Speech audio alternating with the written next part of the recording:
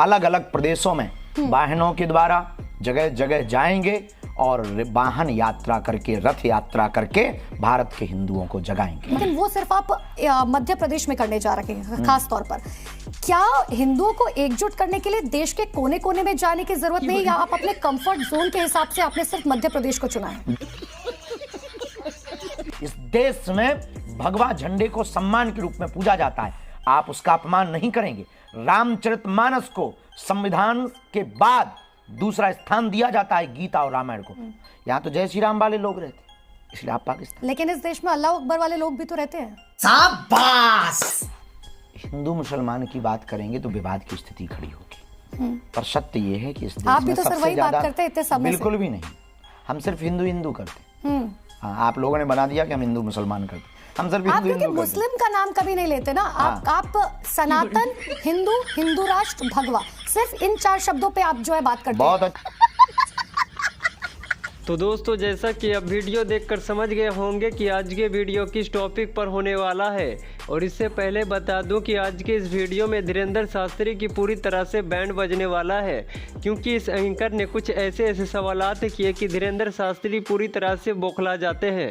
तो वीडियो को शुरू से एंड तक देखें और इस पर आपका क्या प्रतिक्रिया है आप कमेंट बॉक्स में जरूर बताइएगा। आपने कहा महाकुंभ मेले में मुस्लिमों की एंट्री ना हो, आपने कहा कि मेरे अंगने में तुम्हारा क्या काम। हाँ, हमने ये कहा कि मेरे अंगने में तुम्हारा क्या काम है। भैया आंगन हमारा। हाँ। गैर सनातनियों का प्रवेश क्यों? हाँ। हमने गैर सनातनियों को कहा, अब वो हिंदुओं में हो, हाँ। अब वो मुसलमानों में हो या ईसाइयों में हो, जिस भी मजहब से हो, हाँ। अगर आप सनातन की परंपरा को नहीं जानते, हाँ। संतों की चरणों की महिमा नहीं जानते, यज्ञ की महिमा नहीं जानते, वेद मंत्रों की महिमा नहीं जानते, शाही स्नान के बारे में आपको पता नहीं, अच्छा, तो आप हमारे वहां पे धंधा करने क्यों आएंगे? इसलिए हमने कहा मेरे अंगने में तुम्हारा क्या काम है। और अगर तुम कहो मुसलमानों के लिए, हाँ। तो भैया चलो हम चलते हैं तुम्हारे मक्का मदीना। आपने क्योंकि धंधे का जिक्र किया, क्या आप जानते हैं कि प्रयागराज में हिंदू धर्म के जो ज्यादातर अखाड़े हैं, वो हिंदू धर्म के जो अखाड़े का रंग रोगन का काम किया जा रहा है। आज हमने बकायदा एक स्पेशल रिपोर्ट इस पर दिखाई है।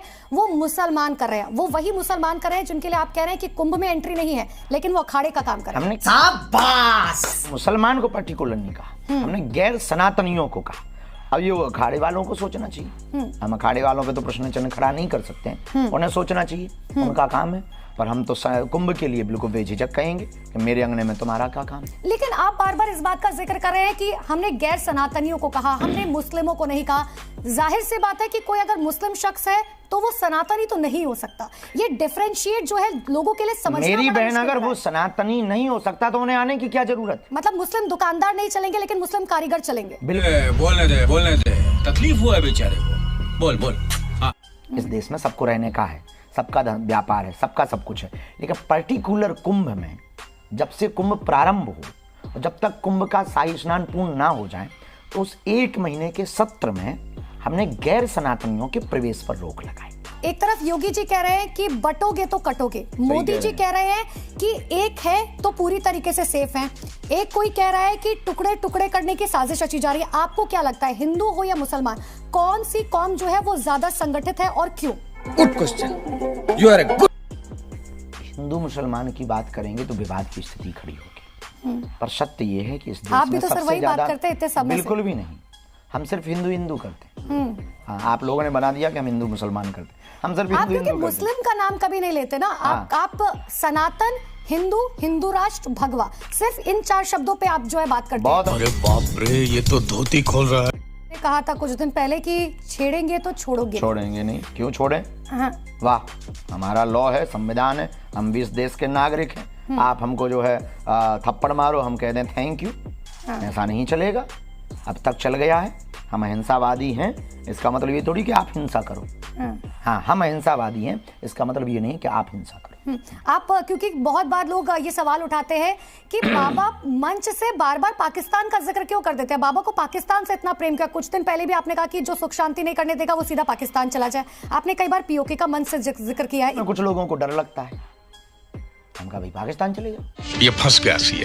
लेकिन वो लोग फिर ये भी कहते हैं ना कि हमारे पास 1947 के वक्त ये ऑप्शन था कि हम पाकिस्तान चले जाए, लेकिन हम मुसलमान होने के नाते हमने ये ऑप्शन चूज किया कि हम हिंदुस्तान में रहेंगे। ये विविधताओं का देश है और हम यहाँ रहना चाहते हैं, लेकिन अगर हमें बार बार इस बात के लिए कहा जाता है कि नहीं पाकिस्तान चले जाओ, पाकिस्तान चले जाओ, तो हम कहीं ना कहीं कॉर्नर फील करते हैं। आपको तिरंगा से प्यार नहीं है, भारत से प्यार नहीं है, वंदे मातरम से आपको दिक्कत है, तो आपको पाकिस्तान ही चले जाना चाहिए। अबे तू थोड़ा सा बहन का लोड़ा क्या? इस देश में भगवा झंडे को सम्मान के रूप में पूजा जाता है, आप उसका अपमान नहीं करेंगे। रामचरितमानस को संविधान के बाद दूसरा स्थान दिया जाता है गीता और रामायण को, आप उसको जलाएंगे नहीं। यहाँ तो जय श्री राम वाले लोग रहते हैं, इसलिए आप पाकिस्तान। लेकिन इस देश में अल्लाह अकबर वाले लोग भी तो रहते हैं। ये बड़ी अच्छी बात कही है। पाकिस्तान जाओ, आपको जब राष्ट्र से प्यार नहीं, तिरंगा से प्यार नहीं, राष्ट्रगीत से प्यार नहीं, राष्ट्रगान से प्यार नहीं, आपको राष्ट्र की धरोहर से प्यार नहीं, राष्ट्र की संस्कृति से प्यार नहीं, खाओगे भारत का, गाओगे पाकिस्तान का, बड़े दोगले हो। ये मुंह कहां से ले आते हो? इसलिए हमने कहा है कि आप यहां ना रहो, आप पाकिस्तान जाओ। आप बचपन से आपको, मुझे या हर किसी को सिखाया जाता है हिंदू मुस्लिम सिख ईसाई सब आपस में भाई भाई, गंगा जमुना की तहजीब यहाँ पर होती है। लेकिन क्या आप ये मानते हैं कि आज के समय में जो तमाम राजनेता हैं वो सिर्फ धर्म की आड़ में जो है वोट बैंक की राजनीति करते हैं, और खासकर हिंदू समाज के लिए मैं बात हमने सही पकड़े हैं। धर्म का प्रयोग वोट बैंक की राजनीति के लिए किया जाना सबसे बड़ा दुर्भाग्य। धर्म वोट बैंक के लिए नहीं है, धर्म धारणा के लिए है, धर्म शांति के लिए।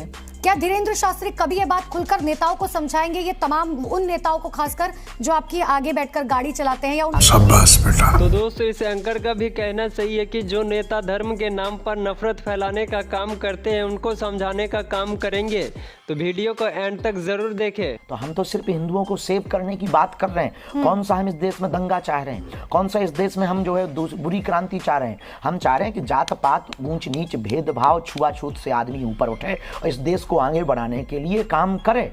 ये हमारा मकसद है, ये हमारा लक्ष्य है। झूठ बोल रहा है। अलग अलग प्रदेशों में वाहनों के द्वारा जगह जगह जाएंगे और वाहन यात्रा करके, रथ यात्रा करके भारत के हिंदुओं को जगाएंगे। जहां जहां हिंदू रहते हैं उन तक जाएंगे, बिछड़े और पिछड़े हिंदुओं को गले लगाएंगे और हर हाल में हिंदुओं को जगा करके उनका गर्व और उनका मान बताएंगे। लेकिन ये यात्रा की जरूरत क्यों आन पड़ी? अचानक से हर कोई पूछ रहा है धीरेन्द्र शास्त्री को क्या हो गया, क्यों यात्रा की जरूरत आन पड़ी?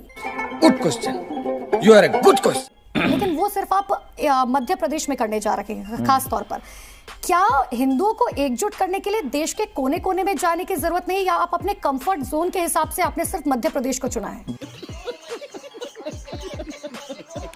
तो दोस्तों जैसा कि इस पत्रकार ने बताया कि धीरेन्द्र शास्त्री सिर्फ अपने फायदे के लिए यात्रा निकालने का काम करते हैं और लोगों में नफरत फैलाते हैं, तो ऐसे बाबाओं के लिए आप क्या कहना चाहेंगे? आप कमेंट बॉक्स में अपना राय ज़रूर दीजिएगा।